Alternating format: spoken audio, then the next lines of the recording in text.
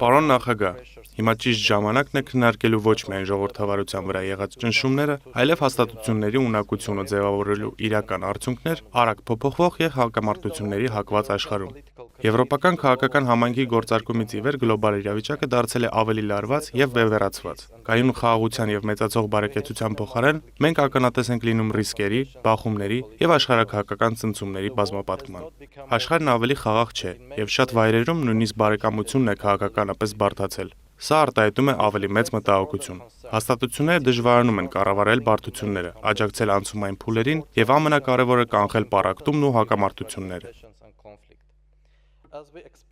Երբ մենք ընդլայնում ենք ինստիտուցիոնալ հարթակները, պետք է ապահովենք, որ դրանք լինեն ոչ միայն ընդգրկուն, այլև արդյունավետ, խաղաղություն ու բարեկեցություն ապահովելու գործում։ Քաղաքացիներն իրավացի են, երբ ակնկալում են ոչ միայն կառույցներ, այլև բովանդակություն։ Եվ խնդիրը ոչ թե այդ կառույցների բացակայությունն է, այլ այն, որ դրանք այլևս չեն ձևավորում դրական արդյունքներ։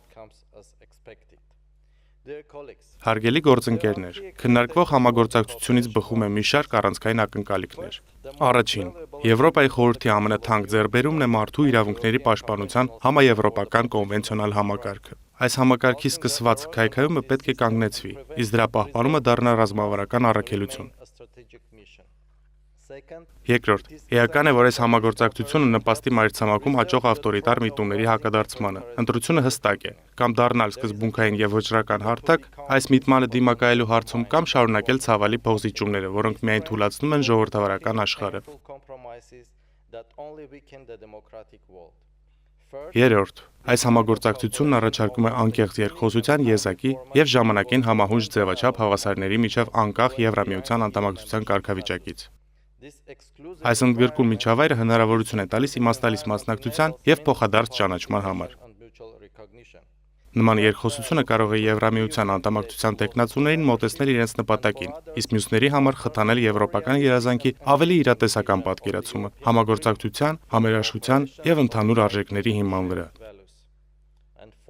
Չորրորդ, ցանկացած համագործակցության առանցքում պետք է լինի խաղաղությունը։ Աշխարհում, որտեղ խաղաղության պակաս կա, այն պետք է վերականգնվի դիվանագիտության, իրավունքի գերակայության, վստահության եւ պատասխանատու առաջնորդության միջոցով։ Մեր տարածաշրջանների դեպքում, որտեղ առկա է բախումների վերսկսման վտանգ, խաղաղությունը պետք է կառուցվի նաև աշխարհաքաղաքական կայունության, հարևանների հետ արժանապատիվ երկխոսության, շահավետ տարածաշրջանային համագործակցության եւ ամենակարևորը աշխատող միջազգային երաշխիքների եւ վստահելի ազգային անվտանգության մեխանիզմների հիման վրա։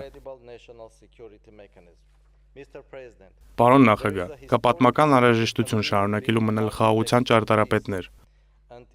Հուսով եմ, որ այսօրվա քննարկումը կլինի ոչ միայն մտորումների, այլև վերանվիրումի պահ։ Շնորհակալություն։